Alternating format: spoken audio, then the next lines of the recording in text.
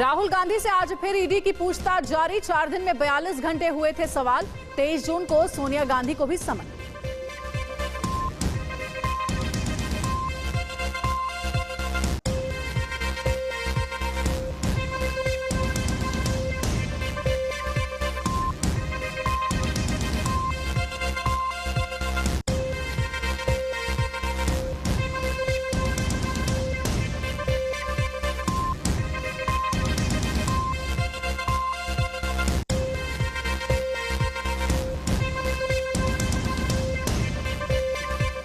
और इस बीच ये अहम खबर आपको बता दूं, स्वागत है आपका, मैं हूं दिनेश गौतम। अंजलि आपको बता रही थी हेडलाइंस और आगे हम आपको ये अहम खबर दिखा रहे हैं। अग्निपथ योजना को लेकर आज की ये सबसे बड़ी खबर है।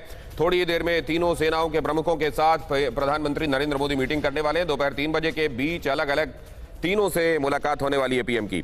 पीएम के सामने प्रेजेंटेशन देने वाले हैं तीनों सेनाओं के प्रमुख। तीनों ही सेनाओं के चीफ्स मिलने वाले हैं प्रधानमंत्री से। ये मुलाकात अलग अलग होगी, एक साथ नहीं, और इसमें तीनों ही सेनाओं के चीफ्स की तरफ से प्रेजेंटेशन दिया जाएगा। In seminars and conferences, but this is your first sit-down interview as such on a question-answer session. So there are many questions that I have, but I understand there's a time constraint, and so I will get straight to the point on the Agneepath scheme. Was there any need to tinker with a scheme which has been working with a process of recruitment and a system of hierarchy which has been in place for so long? Well, thank you very much for this interview. I'm grateful to you, and it's a very contemporary subject which is needs to be deliberated and discussed. Well, I'll tell you, firstly we must understand security is a very dynamic concept. It cannot remain static. Security is only in relation to the environment in which we have to protect our national interests and in which we have to protect all our national assets.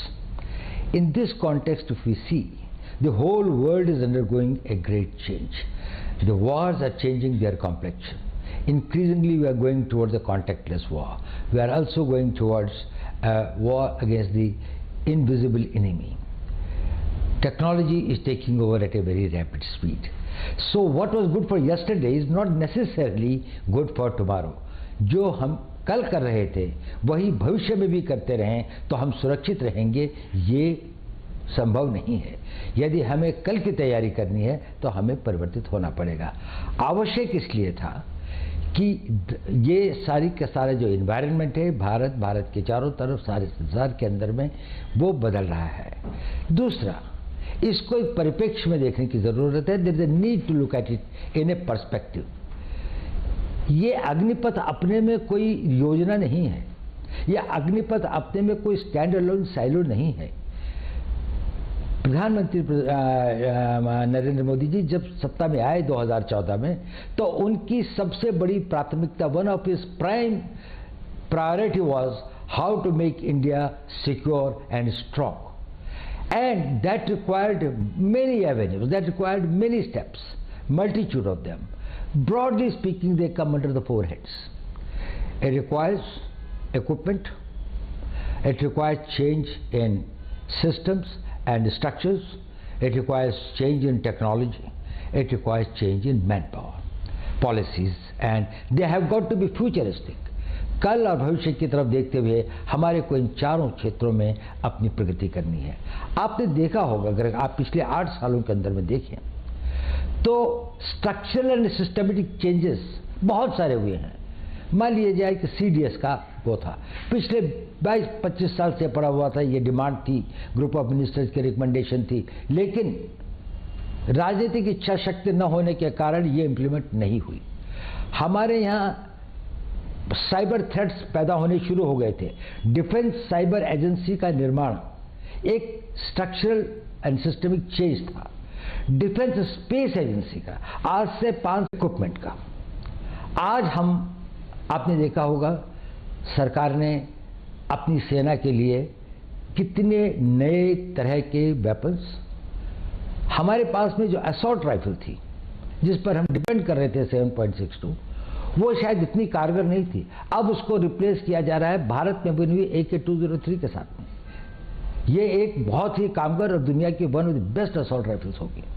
इसी प्रकार से अगर हम देखें, चाहे वो पनडुब्बियों के क्षेत्र में है, चाहे वो personal equipment of the soldier है, चाहे वो एयरक्राफ्ट्स हैं, हमने लाइट कॉम्बैट एयरक्राफ्ट का और अब एक 5th जनरेशन एयरक्राफ्ट एमका का हम निर्माण कर रहे हैं। तो इक्विपमेंट के क्षेत्र में एक बहुत प्रगति की जा रही है। और एक है टेक्नोलॉजी का फील्ड, जो सबसे ज़्यादा कॉम्पिटिटिव फील्ड है। इसमें पैसा भी बहुत लगता है और बहुत कुशल वैज्ञानिकों की आवश्यकता होती है। We need the top scientist who are globally competitive and others.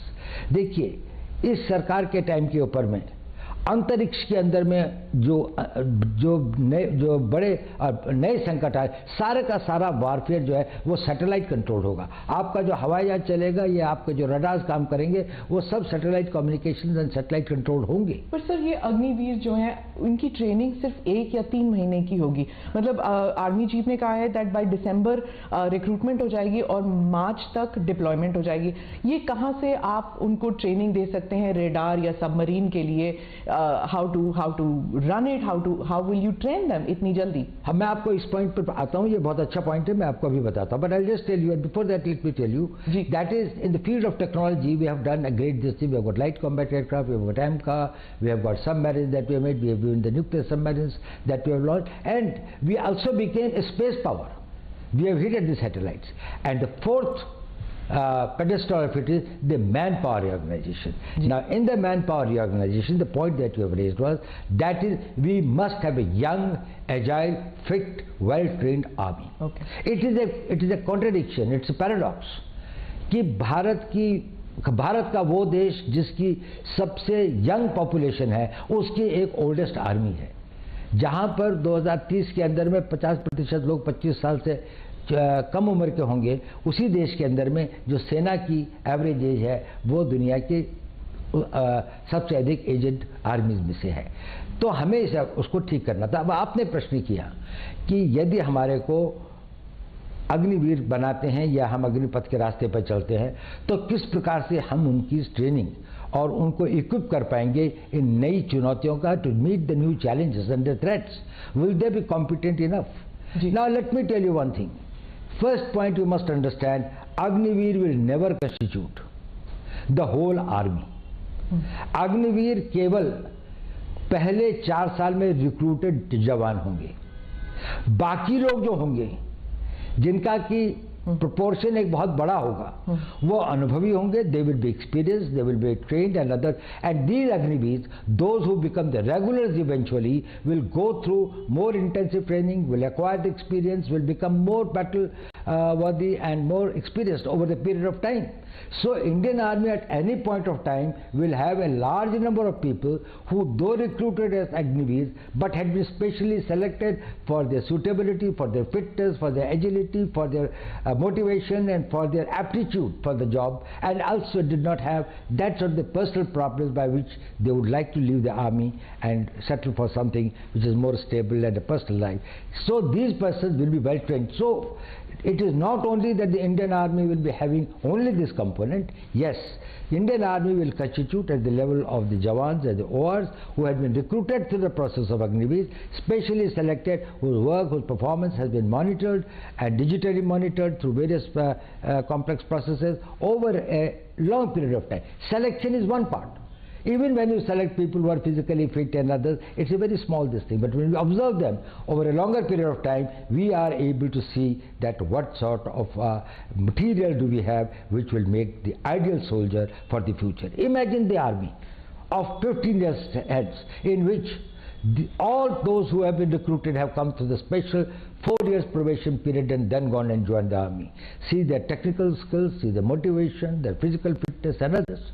They will all be the people who will probably the cream of the Indian Army. Right. So my first question will be, I will go later into those who are not being amalgamated, but first about those who are going to be amalgamated into the service. There's already a system of your regiments and corps.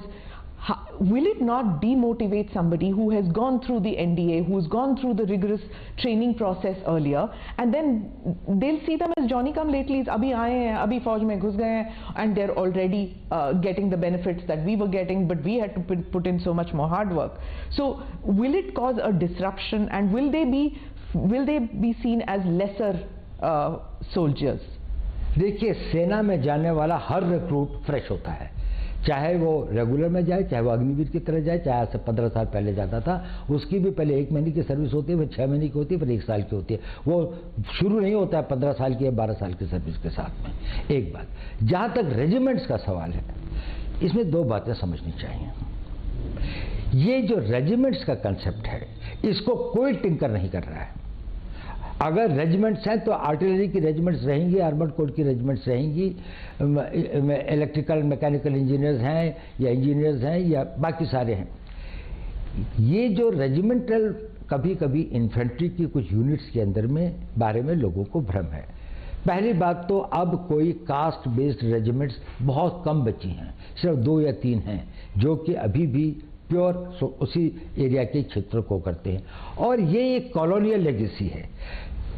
अंग्रेज ये चाहते थे कि कोई भी चीज़ pan India ना हो, और वो ये चाहते थे कि उनको किसी न किसी वर्ग में बांटा जाए और उस वर्ग या क्षेत्र के प्रतिनिधि के रूप में जाए। उनका कोई नेशनल पर्सपेक्टिव नहीं हो, क्योंकि इससे उनके अपने कॉलोनियल एम्पायर को एक खतरा था। देखिए, मैं आपको बताता हूँ, इसी इंडियन आर्मी को फर्स्ट टाइम ये नेशनल आर्मी के रूप में कब आई? आज़ाद हिंद फौज की तरीके से, when it became the Indian national army. क्या था उसका? 60,000 की फौज थी। कोई रेजिमेंट थी इनकी? थी रेजिमेंट। इनकी रेजिमेंट थी रानी झांसी रेजिमेंट, इनकी रेजिमेंट थी Mahatma Gandhi regiment. Not an Ahir और राजपूत और ये नहीं थी। हाँ। और कितना सैक्रिफाइस किया इन्होंने? 60,000 में से 40,000 मारे गए। इतना एट्रिशन हुआ था। दुनिया के अंदर में किसी लड़ाई के अंदर में इतने एट्रिशन एंड कैजुअलिटीज नहीं हुई हैं जितनी इंडियन नेशनल आर्मी ने इम्फाल, कोहिमा के और सिंगापुर के बैटल्स के अंदर में गंवाए हैं। वो किसके लिए लड़ रहे थे? उनमें रेजिमेंटल प्राइड नहीं था क्या? उनके लिए वो नहीं था, वो भारत के लिए लड़ रहे थे। They were the soldiers of India. They called themselves the Indian National Army. But so do the regiments here, right? That's now. right. So they will continue. Okay. That's what I'm telling you. They will have the nomenclature. There will be the regiment of this. I do not know how this concept has come that anybody is tinkering with the regimental pride or the regimental ethos. उसका अपना tradition होगा। अगर कोई एक battalion है, उसकी अपना एक वैलर है, उसकी अपनी एक हिस्ट्री है, तो वो हमेशा बरकरार रहेगा और उसमें बढ़ोतरी होती जाएगी। अब इसका और हुआ ये है कि हमने ये कहा कि एक ऑल इंडिया कॉम्प्लेक्शन होगा इंडियन आर्मी का। इसको लोगों ने कहा कि रेजिमेंटल सिस्टम खत्म हो गया। रेजिमेंटल सिस्टम खत्म नहीं हुआ। इन्फेंट्री रहेगी, आर्टिलरी रहेगी, आर्मर्ड कोर रहेगा, सिग्नल्स रहेंगे। इन्फेंट्री के अंदर में भी ग्रेनेडियर्स हैं, के अंदर में गार्ड्स हैं, रेजिमेंट ऑफ गार्ड्स है। रेजिमेंट ऑफ गार्ड्स में किसका जाति के लोग हैं? कितना स्प्लेंडेड वो है उनका। ग्रेनेडियर्स है, उसमें किस जाति के, धर्म के, क्षेत्र के लोग हैं? हमारे जो परमवीर चक्र जो है, जब उनको मिला तो ये ग्रेनेडियर्स ने जितने ऑनर्स एंड बैटल ऑनर्स उन्होंने लिए हैं। तो ये सिर्फ हम ये चाहते हैं कि भारत के हर नागरिक, हर यूथ, हर युवा, every youth of this country who has got a desire and a motivation and feels a sense of commitment to defend the country, he gets an opportunity. His youth, his energy, his talent is brought towards making this country strong and impregnably defendable. What happens after those 4 years are over and they don't find space in the services? And they don't find space in the paramilitary? Because the reason I'm asking is कुछ loose comments आए हैं कि वो plumber, electrician बन सकते हैं, security guard बन सकते हैं। तो फ्यूचर को लेके थोड़ा बहुत एप्रीहेंशन कर लीजिए या डर है लोगों में कि how will they be better off after the 4 years? Will they have a skill set which is market friendly, which they can get jobs? I think this is one of the biggest misunderstanding that has been created either deliberately or by lack of full knowledge and understanding of this thing. We are talking about a young man who is 22 or 23 years old, has done 4 years of service and now is in the market. Compare him with any other 21, 22 years old man who has not become Agniveer. This person has become disciplined. He has got the capability to work in a team. He has learned skills. He has developed the confidence, and he is trainable. His mind and his vision, he has got an all India perspective. So he is much more equipped to face the society. On top of it, he has been given a qualification that will be +2. That makes him comparable with any other persons in his age group to which the others are joining. So there is no avenue that has been debarred or closed for him. इसके लिए वो सारे रास्ते खुले हैं। उसके बाद उसके पास में 11 लाख रुपए के लगभग पैसा भी है, जिससे वो कोई नया कोर्स कर सकता है, आगे की पढ़ाई कर सकता है, यूनिवर्सिटी में जाना चाहे तो यूनिवर्सिटी की पढ़ाई कर सकता है। उनमें से कोई अगर टेक्निकल स्किल्स ज्वाइन करना चाहे तो पॉलिटेक्निक्स और उसको ज्वाइन कर सकता है। आजकल एवरेज एज सेटलमेंट की अपने करियर में 24-25 साल 26 साल होती है। देखिए, आज हम उस जमाने में हमारे एज स्पैन के साथ में 1 लाइफ 2 कैरियर्स की बात करते हैं। अब तो लोग 1 लाइफ 3 कैरियर्स की बात करते हैं। कंपेयर करें, यही आदमी अगर 15 साल के बाद जाता तो 32, 33, 34 साल का होता। इस वक्त में अब उसको कोई ना ट्रेनेबल है, उसकी एज इतनी भी नहीं है कि वो घर में बैठ जाए, क्योंकि अभी उसकी शादी हुई 3-4 साल हुए हैं। अभी उसके पास कोई छोटा बच्चा है जिसको पढ़ाना भी है। कोई लड़की होगी तो वही 15-20 साल के बाद शादी के लायक होगी। उसके पास में जिम्मेदारियां ही जिम्मेदारियां हैं। पहले का ज़माना फ़र्क था। ये जो सोल्जर था वो गांव से आता था और गांव वापस चला जाता था। गांव में रहने के लिए उसके पास थोड़ी ज़मीन होती थी और पेंशन पर गुजारा हो जाता था। आज पेंशन पर उसका गुजारा नहीं हो सकता, तो उसको सेकंड कैरियर की आवश्यकता होती है। 34 साल के बाद में इसका 40 साल का जीवन अभी और बचा हुआ है। इस 40 साल के जीवन में ना उसको हम नई ट्रेनिंग दे सकते हैं, ना उसको कहीं पर अगर अब्जॉर्व करें तो वो एक नए कैरियर की नई शुरुआत, नई जोश के साथ में उसको आगे बढ़ा सकता है। तो इसलिए इसको ये रखा गया है कि अगर वो 4 साल के बाद में आते हैं तो उनकी ट्रेनिंग, उनका डिसिप्लिन, उनका बैकग्राउंड, उनका आर्मी का कैरियर उनको समाज में एक ऊंचा स्तर देता है। उसके बाद उनके पास एजुकेशन भी है, और ये टॉप ऑफ इट है कि सरकार ने कहा कि 10% CPMF में होंगे।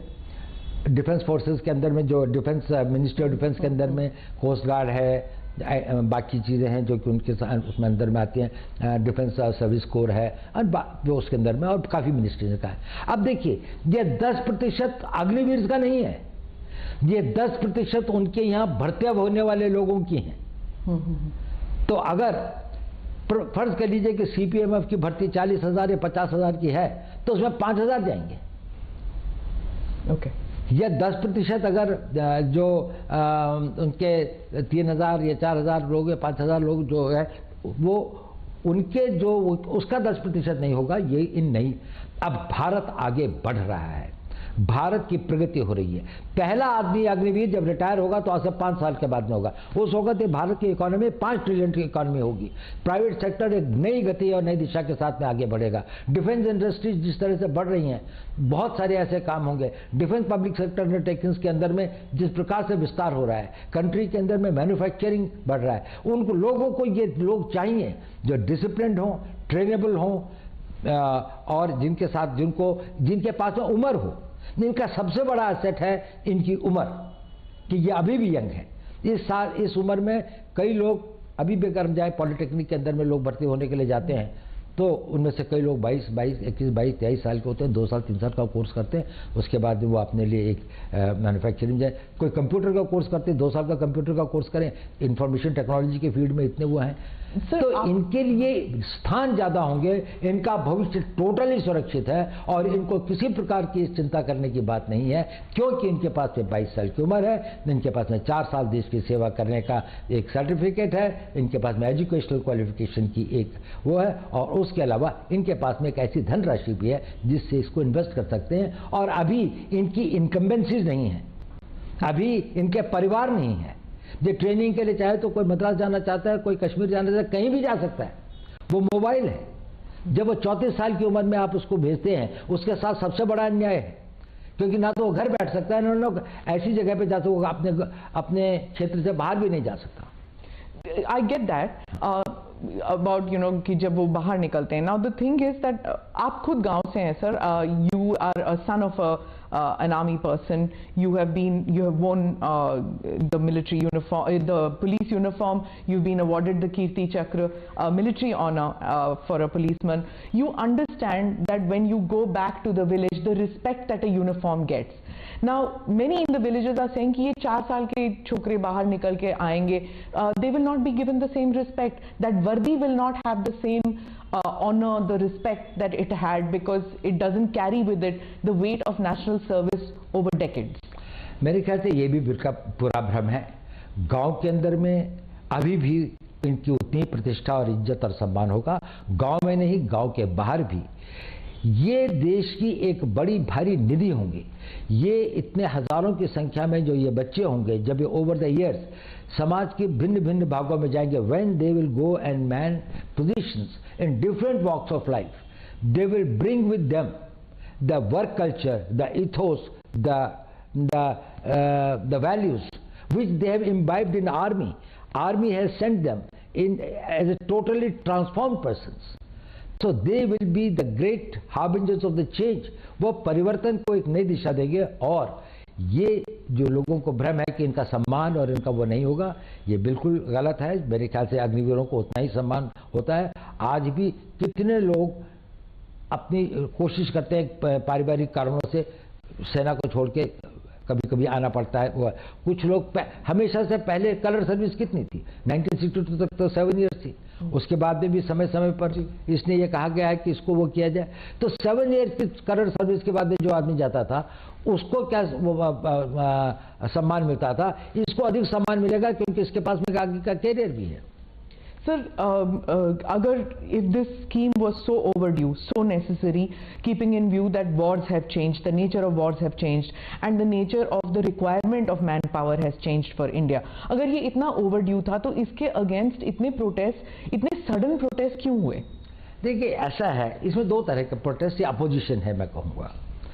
एक तो ये है जो कंसर्न है, वो देशभक्त भी हैं, उन्होंने देश की सेवा भी की है और अपने जीवन का बड़ा भाग जो है देश के लिए अपनी जानों की बाजी भी लगाई है. उनको फियर ऑफ अननोन है. और जब भी कोई परिवर्तन आता है, any time that a change comes, उसके साथ में जुड़ी हुई anxieties and fears are always there. कुछ भय होते हैं, कुछ आकांक्षाएं होती हैं, कुछ अनागतवती चिंताएं होती हैं जो आदमी को घेरती है. इतना बड़ा परिवर्तन, इतना बड़ा चेंज हो जाएगा तो कहीं ये तो नहीं सब कुछ पलट जाएगा. तो ये हम इसको समझ सकते हैं. इसके लिए आपने देखा होगा, यदि आपने 15 तारीख जून के बाद में जैसे जैसे इन लोगों को अधिक सूचना और पूरी बात का पता चल रहा है और भी बातों का समय के साथ पता लगेगा, वैसे वैसे ये लोग इसको समझ रहे हैं कि ये तो हमारी बड़ी पुरानी आवश्यकता थी. इसमें हमारे वेटरन्स भी शामिल हैं और ये एक अच्छी चीज़ है. उनके कंसर्न हैं कि इनका क्या होगा. अब उनको पता लग रहा है कि इनके लिए भी एक भविष्य निश्चित करने की योजना है.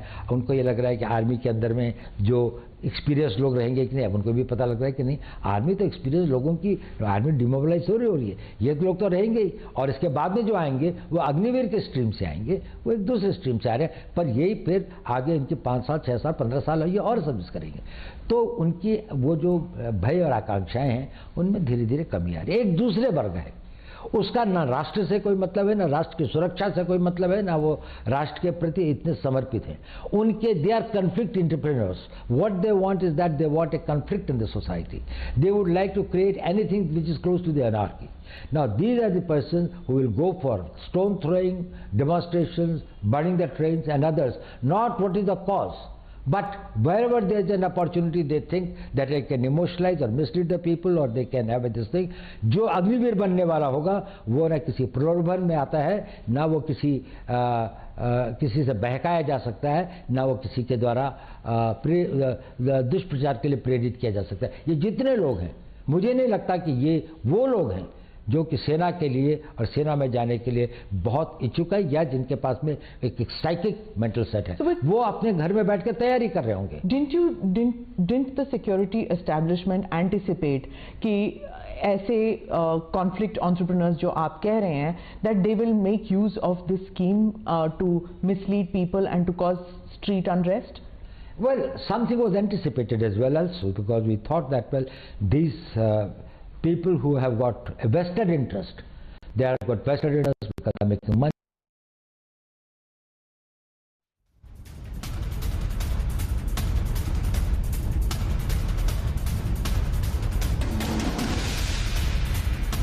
तो आपने सुना national security advisor Ajit Doval को एक एक डाउट क्लियर करते हुए अग्निपथ स्कीम को लेकर, और ठीक उस समय जब प्रधानमंत्री तीनों सर्विसेज चीफ, आर्मी, नेवी और एयरफोर्स चीफ से मिल रहे हैं, अजीत डोभाल एक एक डाउट अग्निपथ को लेकर क्लियर करते हुए। So you think that, in your opinion, street protests are justified to a certain extent in a democracy? Do you agree with that? Well, I think that the protests or the raising your voice, expressing your resistance is justified and is permitted in a democracy. But this vandalism, but this violence, it is not permitted and will not be tolerated at all. So our security forces, I mean the state police, I mean out here, they were just not equipped to handle it. We saw for hours together coaches burning. Hours together the coaches were burning. There was no firefighting equipment in the railway stations. Railway police हम सिर्फ देखते हैं marching, but वहाँ पे कोई railway police नहीं थी. 4-5 घंटे trains were burning. We've seen protests with regard to, you know, the earlier protests also. 1 week they've been going on with regard to prophet remarks or with regard to anything. Policemen crying, sir, forces भेज दीजिए, forces भेज दीजिए. The impression one gets is that these reforms which you are bringing about in the forge, it's probably more needed for civilians, for the police. Well, I think reforms are required at various fronts. There's no doubt about it. I totally agree. Reforms are required in police, but it's such a huge country of 140 crore लोगों का देश है. इसके अंदर में कहीं कहीं जब कोई घटनाएं होती हैं, उसमें कहीं पर पुलिस की गलती होती है, कहीं पर सर्कमस्टेंसेस ऐसे होते हैं, कहीं पर सूचना का अभाव होता है. These are the things that it happens. They should be investigated, they should be corrected, lessons should be learned to see that they are prevented. There is no justification in case the violence takes place. So आप conflict entrepreneurs की बात कर रहे थे. As far, I mean, I understand that you cannot divulge much about it, but आपने coaching centers की बात की. Is there also a political element that was funding maybe, or that was pushing these young men onto the streets to pick up stones? Well, in many cases the FIRs have been lodged. Wherever there have been incidents of violence, people have been identified. There have been TV cameras and others. Probably it's only after the due investigation that we can say that which were the forces behind it and who did it and why did they do it. And I would not like to preempt something or presume something, but I think the investigations must be done very thoroughly. So because there are some politicians who are saying, and this is across the country, many politicians feel कि ये जब अग्निवीर बाहर आएंगे, they could be mercenaries for hire. It could pose a risk, law and order situation in their states also. So is that fear valid, or would you just dismiss it? It is totally invalid. I have been in the business of security for last 55 years. I can tell you, if there is any guarantee in the society to keep peace, stability, rule of law, it will be the citizenship and the civilian population of this country who have to become law-abiding. And you will find the best of the law-abiding citizens in this youth who will not only abide by the law, but will make others and will be the harbingers and the nucleus of the people who will have a national sentiments, who will protect the national interest and create that environment. An environment of this thing is a creation of the undisciplined minds. People have got no sense of commitment, जिनका ना राष्ट्र से प्रेम है, जिनका ना समाज के प्रति कोई उत्तरदायित्व है, ना जिनके अपने प्रति कोई इस प्रकार का उनका ध्येय या लक्ष्य है कि हम राष्ट्र के निर्माण में क्या कर सके. ये लोग अच्छे लड़के होंगे, फिजिकली फिट होंगे, उसके बाद 4 साल की ट्रेनिंग में केवल इनके शरीर ही नहीं बढ़ते हैं, इनके मस्तिष्क के अंदर में भी एक ट्रांसफॉर्मेशन आता है. उनका सोचने का तरीका फर्क होता है, उनका एक नेशनल पर्सपेक्टिव बनता है, एक ऑल इंडिया पर्सपेक्टिव बनता है. जब ये समाज में जाएंगे और बड़ी संख्या में ओवर द ईयर्स समाज के, सरकार के, प्राइवेट सेक्टर के विभिन्न अंगों में जब ये होंगे, तो ये अपने चारों तरफ, अपने परिवारों में, अपने गांव में एक ऐसे वातावरण का वो करेंगे और एक इस प्रकार की फोर्स की तरीके से इमर्ज होंगे, जो कि हमारी इंटरनल सिक्योरिटी के लिए एक बड़ा भारी एसेट होगा। और इंटरनल सिक्योरिटी जो है वो बहुत आवश्यक है हमारे राष्ट्र की एक्सटर्नल सिक्योरिटी के लिए। But sir, don't you understand that और don't you see the fear that ये जो इंटरनल सिक्योरिटी को जरा भी डिसरप्ट किया जाए, इवन इन पॉकेट्स, जैसे आपने CAA स्टर में देख लिया, उसके बाद हिजाब रिमार्क्स हो जाती हैं, well maybe not the hijab and the profit remarks, but CAA स्टर एंड द एग्रीकल्चर रिफॉर्म्स की जो लॉ से, अगर इसमें क्या होता है that the word goes out that on the street that if you push the government, if you push the security establishment to a certain extent with street protest, there could be a roll back. So is there any chance that because of these street protests there could be a rollback to the Agneepath scheme? There is no question of any rollback. There is no question. It is. Let me tell you one thing. This is not something which is a knee-jerk reaction which has come overnight. This has been being debated and discussed for decades. In 70s we had General Krishna Rao Committee, of which General Sundarji, General Chibbar, they were the members. They talked about reorganization and reforming of the army, including the manpower policy, technology and others. So you're talking 40 years back? No, not only that. It is not only 40 years back. Then there was this thing of the Arun Singh Committee report in 1989. Then there was a group of ministers. This thing. Arun Singh Committee would be 30 years then. So what you're telling me is systematically there have been. No. Every time it was being felt, there was this thing of the Subramanian Committee report, the Kargil Committee report. So again, that is 30 years. Again, then there was a group of ministers report, okay. And then all these consistently had a refrain: go for a young army.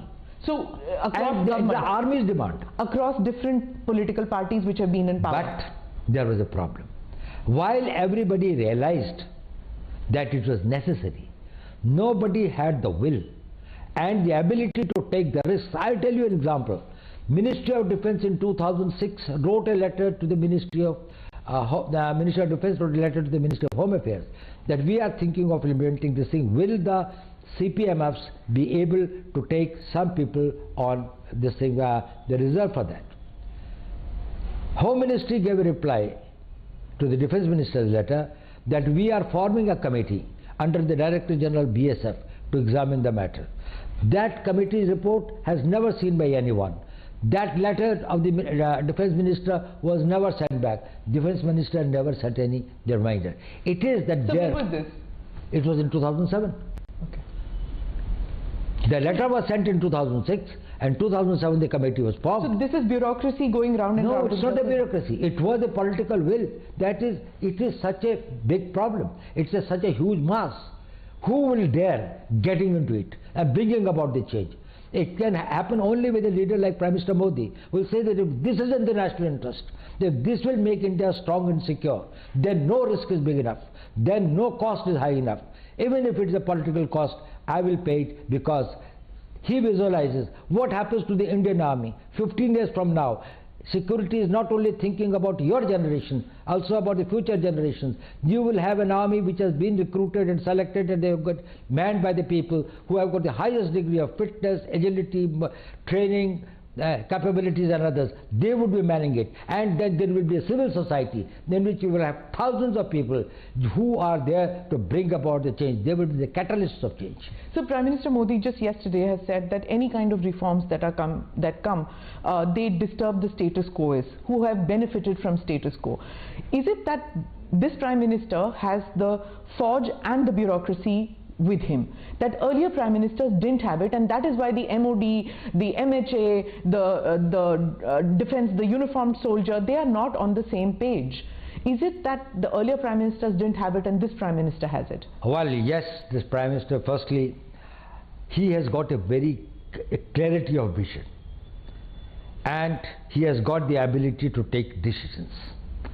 He is very right in telling that all status quoists will have some doubts, will have some genuine fears. It requires a certain clarity. There's a lot of clutter and confusion, and to take it out, you need a very clear-headed leadership. तो आप सुन रहे थे अजीत डोभाल को, और विस्तार से वो बात कर रहे थे अग्निपथ स्कीम को लेकर, जो सैन्य भर्ती के लिए लॉन्च की गई है। और देखिए इस वक्त अग्निपथ योजना पर एक और बड़ी खबर आ रही है। तीनों सेना प्रमुखों के साथ पीएम की मीटिंग शुरू।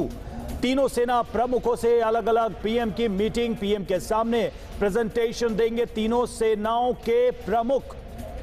बड़ी खबर हम आपको इस वक्त की बता रहे हैं। यह प्रेजेंटेशन दिया जाएगा तीनों सेना के प्रमुखों के द्वारा। अग्निपथ से जुड़ा बड़ा अपडेट पीएम के सामने प्रेजेंटेशन, तीनों सेना प्रमुखों का यह प्रेजेंटेशन, तमाम बारीकियों को प्रधानमंत्री के सामने रखा जाएगा। आशीष हमारे साथ मौजूद हैं। आशीष, कैसे देखा जाए इस प्रेजेंटेशन को? बेसिक ऑब्जेक्टिव क्या होगा इस प्रेजेंटेशन का? तीनों सेनाओं के chief admiral R Hari Kumar, नौसेना प्रमुख, और जनरल मनोज पांडे थल सेना प्रमुख, और air chief marshal V R Chaudhari वायुसेना प्रमुख, तीनों सेना प्रमुख एक एक करके बारी बारी से प्रधानमंत्री मोदी को प्रेजेंटेशन दे रहे हैं। उस प्रेजेंटेशन का मेन फोकस केवल और केवल अग्निपथ है। लेकिन आपको बता दूं कि काफी ज्यादा तैयारियां भी की जा रही हैं, क्योंकि अब जो स्टेज पहुंच गया है अग्निपथ और अग्निवीर को लेकर, और तीनों सेनाओं के प्रमुख पीएम को लगातार मिल रहे हैं एक के बाद एक, जिसका सिलसिला अब से कुछ मिनटों पहले शुरू हो गया है और वो लगभग 3 बजे तक चलेगा। ध्यान दीजिएगा कि तीनों सेना प्रमुख एक साथ में नहीं मिल रहे हैं, अलग अलग मिल रहे हैं और तीनों सेनाओं की तरफ से अलग अलग प्रेजेंटेशन दे रहे हैं। इसी बीच में एक बहुत ही बड़ी डेवलपमेंट्स भी होंगी, वो सीडीएस रिलेटेड होगी। प्रधानमंत्री मोदी तीनों सेनाओं के प्रमुखों के साथ में सीडीएस और department of military affairs related चर्चा भी करेंगे, और इसी के साथ 3 बजे एक प्रेस कॉन्फ्रेंस होगी, जो कि ट्राई सर्विस प्रेस कॉन्फ्रेंस होगी। ठीक है, बिल्कुल आशीष। और चलिए अब दर्शकों को सुनाते हैं अग्निपथ योजना पर तीनों सेनाओं के सेनाध्यक्षों ने TV9 भारतवर्ष से बातचीत में क्या कहा। 25% हम आर्मी में री एनरोलमेंट के लिए सिलेक्ट करेंगे। We will want to select the best, and that is one of the main, I would say, features और एडवांटेज ऑफ द स्कीम। अब इसको किस तरह से हम सिलेक्शन प्रोसेस करेंगे, इसमें 3-4 मुख्य मुद्दे हैं। हम चाहे कि जो सिलेक्शन प्रोसेस हो वो पूरी तरह पारदर्शी हो, पूरी तरह निष्पक्ष, that is it is a fair and objective assessment system, and lastly विश्वसनीय। उन्हें समझना चाहिए कि जो 4 साल के बाद अग्निवीर बाहर जाएंगे उनकी उम्र लगभग 22-23 साल की होगी। उस समय उनको एक तो हायर एजुकेशन के बहुत ज़्यादा चांसेस हैं। नेशनल एजुकेशन पॉलिसी के तहत से उनको इस 4 साल की सेवा में क्रेडिट पॉइंट्स मिलेंगे, और सेवानिधि पैकेज है जो कि लगभग 12 लाख के आसपास है। तो इस क्रेडिट पॉइंट्स और सेवानिधि पैकेज दोनों को लेते हुए आगे हायर यूनिवर्सिटी एजुकेशन प्राप्त कर सकते हैं, हायर डिग्री प्राप्त कर सकते हैं। अभी तो उम्र उनके साथ में है।